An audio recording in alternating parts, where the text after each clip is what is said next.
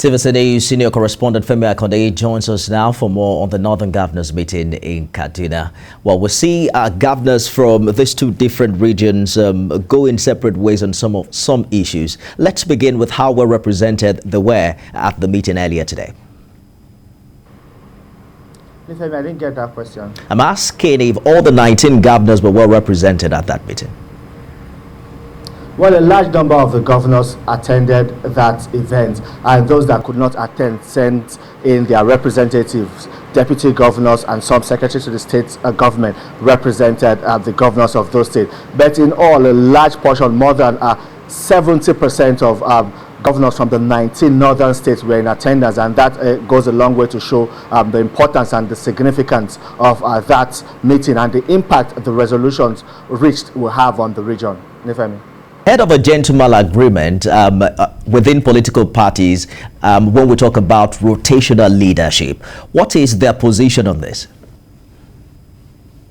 Well, on that, they were unable to have a consensus because we have had some governors from the northern states even speak up in the past supporting the rotation of power, supporting power shift from the north to the south. The governor of Kaduna State, Aminu Bello Masari, for example, has been very vocal in his support for power rotation, power shift from the north to the south, and some other governors have also come up openly to support this position. But where they are not too comfortable is with the insistence of the Southern Governors Forum that power must shift to the south. I think they are not comfortable with that insistence that it must shift because they say it is not constitutional for them to insist that power must shift to the south. The Constitution of the Federal Republic of Nigeria already stipulates that whoever emerges president must have secured at least votes from two-thirds number of the states of the federation, and it did not state if that would come from a particular region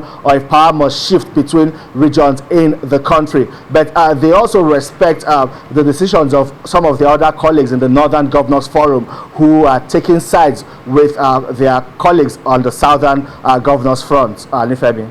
Before this constitutional requirement, there is a political requirement because there are no independent candidates yet. It means, therefore, that there will be a primary election at different political parties. Do you consider this is going to really bring up political dust in the coming days, particularly the political implication of this statement?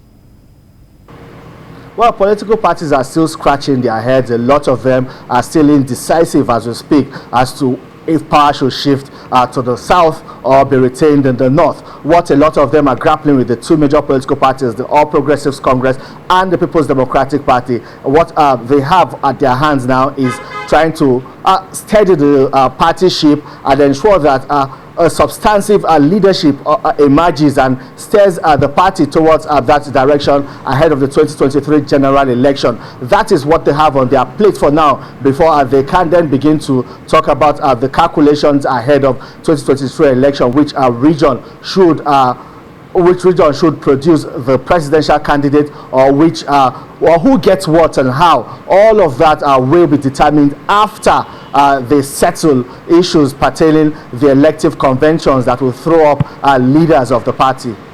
Absolutely. Of course, governors from the north are also kicking against the VAT laws enacted by Lagos and Rivers State. Talk to us more about the reasons for this position.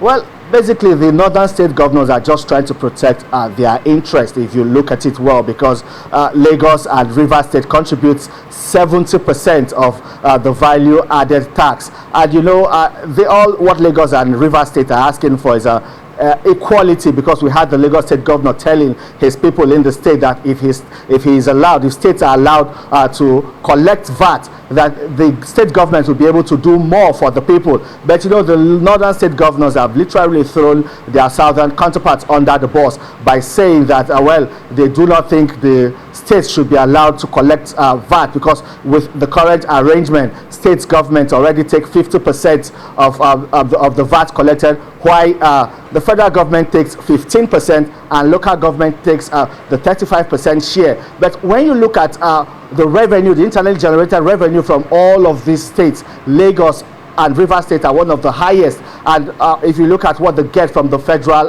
government purse at the end of the year, they feel it's not commensurate with what they contribute to the federal purse. If you look at the table, the 6 states at the bottom of that ladder are from the north. We have Benue, Yobe, Jigawa. Their internally generated revenue is quite low. And so what the northern state governors are trying to do is to ensure that the interests of these states are protected, because if states are empowered to now collect VAT, all of those states with low internally generated revenue might run into a financial crisis. A lot of them will go bankrupt and we'll watch how this conversation are seeking for bailouts. We'll watch how this conversation evolves in the coming days. Femi Akande live for us in Abuja.